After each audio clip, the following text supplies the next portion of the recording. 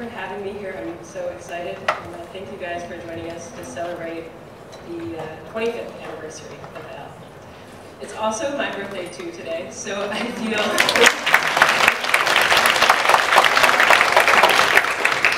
feel really lucky to have this opportunity to reflect on 10 years and a little of modeling. It feels like a really nice way to start a new year. So the second time I ever come to New York, I'm 16, and I've just signed with an agency. And I come with my entire family. And we stay at the cheapest hotel we can find in Midtown Manhattan. And my mom and my dad take the bed, and my sister and my brother and I sleep on the floor. But I am too nervous to sleep because I have one of my first jobs the next day. So while everyone is sleeping, I get up and I look out the window and I see the Manhattan skyline, the skyscrapers, the lights, the recognizable buildings. It's like a movie backdrop. And I see Broadway and billboards, and everywhere is celebrity and fame. But I don't know why I'm excited. Or to be more specific, I don't know why I want any of that. I don't particularly want to be a model or actress or singer. I'm a nerdy kid who dreams of being a writer or a political scientist or some combination of Benazir Bhutto and Hillary Clinton. But, and these women actually at this time seem just as fantastical as famous models and actresses, but the chance to be a model is right in front of me. And it seems big, and it seems exciting, and so I want to do it. On my third shoot ever, I have to wait 3 or 4 hours before hair and makeup, and so I sit in the studio lounge and I open fashion magazines that I have never read in my entire life up until this moment, and on one cover there's Kate Moss. I know Kate Moss's name, but I don't know what she's famous for. And so I open it and I'm reading the editorial, and it says, the interviewer meets Kate at a hotel or a restaurant, and she looks really cool. She's wearing jeans, ballet flats. She talks about other famous people and clothing and fashion. And she's even more beautiful in real life because she's a supermodel. And so I think, wow, if I become famous, I will wear a suit. I will look so professional, and I will have well-researched talking points. And I'll make sure that all those magazines and talk shows, they're not a distraction, but they're an inspiration. And so I write myself a contract in my Mickey Mouse diary. And I write, if I earn any money, I won't be greedy. If I take any interviews, I'll make sure I have something to say. And I'll use any platform I get for positive change. I leave out any specifics. I'm vague, I'm righteous, I'm naive. I sign it, Cameron, age 16, 2003. So this is a slide made famous by a TED Talk I did. And there's actually another story to these pictures. This is my first shoot. And I had never in my entire life worn a bikini before. I'd only worn a one piece. And so I sneak into the bathroom and I call my mom. And then I call my agent. And then I call my mom again. And I say, are you sure I can wear a bikini? And they say, yes, you can wear a bikini. And so I put on this bikini and I feel really uncomfortable because it's so tiny and sexy, but I do it. And from that moment on, I don't trust my own intuition. I am in a world of adults who I don't know the rules. I don't know, you know, what's right and wrong, what's acceptable. And so that's how I start my career, without a strong sense of purpose and without the confidence I had as a child in this world that's black and white mostly and obvious and logical. And then overnight, I'm a model. I'm still a high school student, but I'm a model. That's me eating pizza in the red sweater, and that's me in the Calvin Klein ad. I'm walking in runway shows in New York and Milan and Paris. I'm flying to New York in the middle of the week to shoot an editorial. I'm flying back from London on a red-eye so that I can make it to school in time for an exam. And they're flying me to Turks and Caicos in Los Angeles, where it's warm and sunny, to shoot. And then I start earning money, and this check comes in the mail, and it is more than my parents' salary. And all of us, we are totally astounded. And I don't know how to understand this success. And my parents, who have only come with me for the first few months and then stopped, they don't understand fashion well enough to explain with any nuance what's happening. And so I have to learn a new language. I learn about bookings and options. I learn about major and fears. I learn about sexy girls and jailbait. And I learn that everybody double kisses when they say hello and goodbye. Nudity is totally insignificant. Backstage at my first show, everybody takes their clothes off, there's strangers everywhere. When you're on a shoot, you change in front of the stylist and the stylist assistants, and often whoever else is on set. And you don't know anybody very well, but you all hang out, because you're in this exclusive club. And I meet all these adults, and some of them love me, and some of them don't get me, and some of them say I can call them family. And then, whoops. I am the most successful girl at my agency. And they send me flowers, and they send me Christmas presents, and they send me birthday presents, and they tell me that I am sexy and fabulous and one of a kind. And my parents never congratulate me because they know as well as I do that I just got incredibly lucky. Before I become a model, I am this nerdy 15-year-old high school student. I turn in exams that are like sweaty from my nervous hands, and I get good grades because I study really, really hard. And that is what my parents approve of. And so here's me backstage at 16. An interviewer has asked me what it's like to do runway shows, and I'm telling them about the rejection, and how designers say they don't want you for their show, and it seems like for no reason. And I'm saying, oh, I wish that I could hand them my grades, because I worked so hard for those. And of course, what I don't have the words for yet is that as a model, there's nothing I can do to change the odds. Even though in the same week, people will tell me, you are too curvy, and then you're too skinny, and then you're too tan, and then you're too pale, and your hair is too long, and your hair is too short, everything. And I can't change that, but like all other models, I try really, really hard. I exercise, and I get a fake tan, and I stay out of the sun, and I use lotion, and I cut my hair, and I change my outfit 3 to maybe 15 times before I leave the house. But none of it makes a difference. And then I cut my hair for this shoot really short, and I'm growing it out, and it's looking kind of awkward and poofy. And I start college, and suddenly I'm not the hottest girl anymore.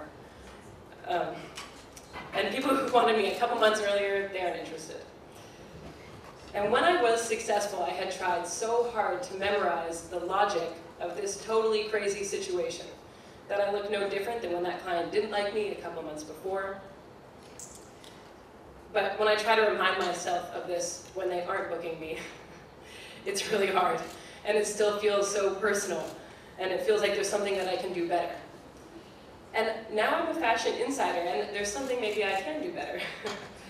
I know all the clients, and all the magazines, and all the agents, and the hair, and the makeup, and I see what jobs make other models successful. And I change agencies. And I go to an agency where the agent has these girls that have great careers, and they're well paid, and they have these well-rounded careers. And it's a very transformative moment for me, because until then, I had been this passive participant in my career. But now, I change agencies, I move full-time to New York, I transfer to colleges. And something that I had previously put no value on, which is how I looked, I suddenly was advertising and trying to sell. And I felt uncomfortable a little bit with that, because I wasn't just a bystander in this society, I was a participant in a society that was valuing skinny white women over teachers and doctors and over the women who raised me and everyone I grew up with, a society that is valuing women for how they look and not their ideas. But some things were still the same. I still had no idea why I wanted to be successful. I just had this inkling that success in fashion was big, and maybe, just maybe, I would figure out how to change success as a model into that radical social justice agenda of my heroes. And I also felt less powerful and clear than I did when I started. And I think this is maybe just a symptom of growing up and not fashion. But suddenly I was in a world of adults in fashion and at college that seemed so much bigger than me and so much more powerful.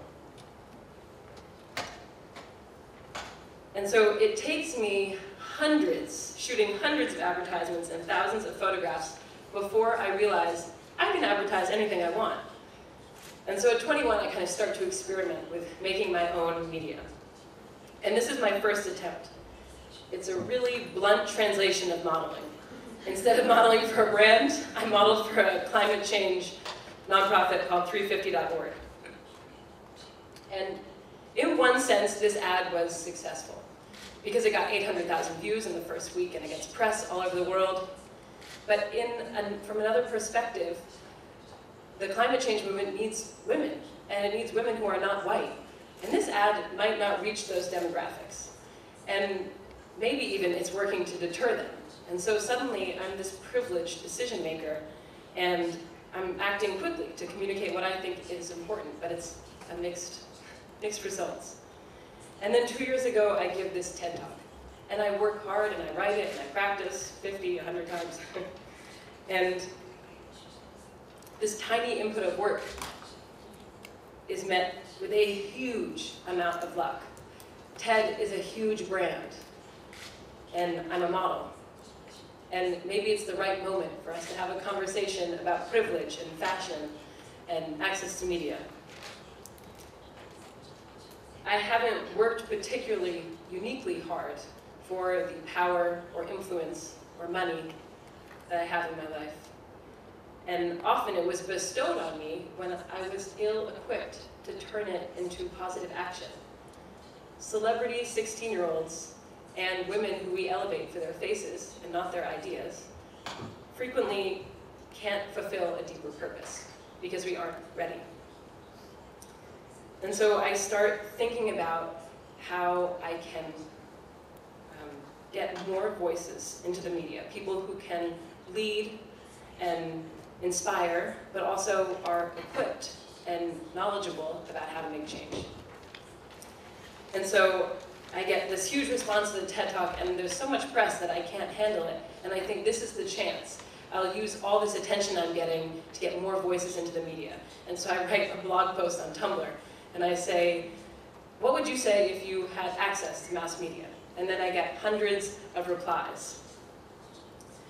And at first, I try to deliver that in a very simple way. I try to share the limelight. And this actually is almost a complete failure. I asked producers to put more women on panels with me, and they asked for headshots, not resumes or clips. They asked for headshots. And then I do get women on some panels with me, and they crop them, literally crop them out of the frame. But it's not all a failure because I am meeting women who have similar goals that I have, and we start collaborating. And so we're now asking this question, how can we build a platform that is as charming and as accessible and as intriguing as mass media? And so we decided to make a fake tabloid filled with the body image submissions that we got.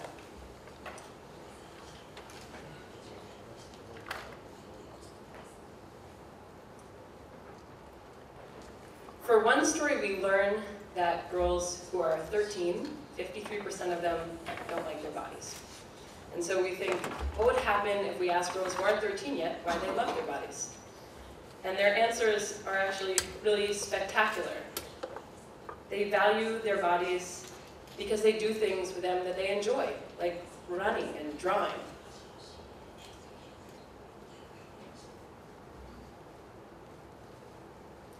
And the lesson that we learn is that by valuing these overlooked experts, we create content that the audience loves. This story is shared hundreds of thousands of times.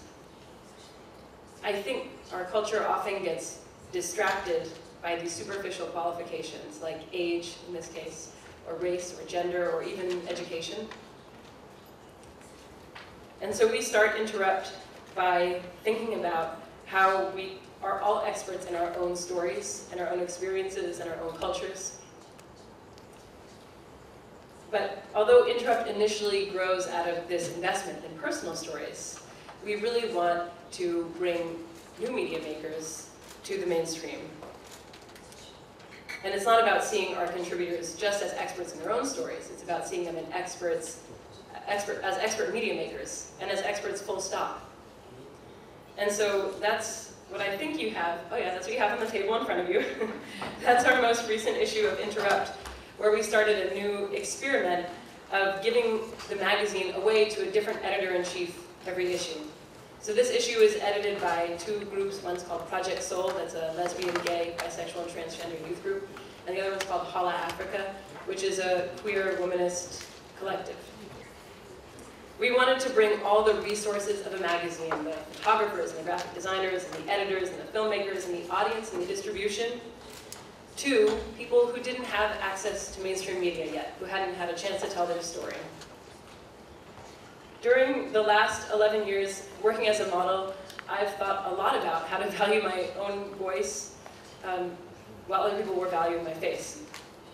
And so building my ideal magazine, where I spent lots of time thinking about and explaining why it's important for each of us to lead and speak up, has felt very personal to me. And I am so grateful for everything that fashion has taught me, and the privilege and access that it's given me, and all the inspiring creators that I've met all over the world. But one of the biggest lessons that I've learned is that it takes constant vigilance to remind ourselves that wealth, power, and fame are not related to value. To look beyond our boss, or the person at the front of the room, or the girl on the cover of the magazine. For me to move into my next chapter as managing editor of Interrupt, or as an ambassador of the UN, as a writer, as an artist, as an activist, I have to know why I'm valuable, why I'm an expert. This conference is called Women in Society. But my hope is that we all value ourselves not for the value that society places on us, but for our own experiences and our own knowledge and our own gifts. Thank you, guys.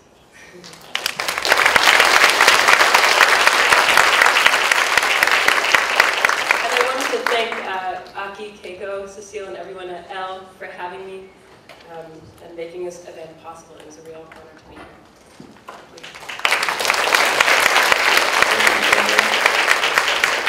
Thank you.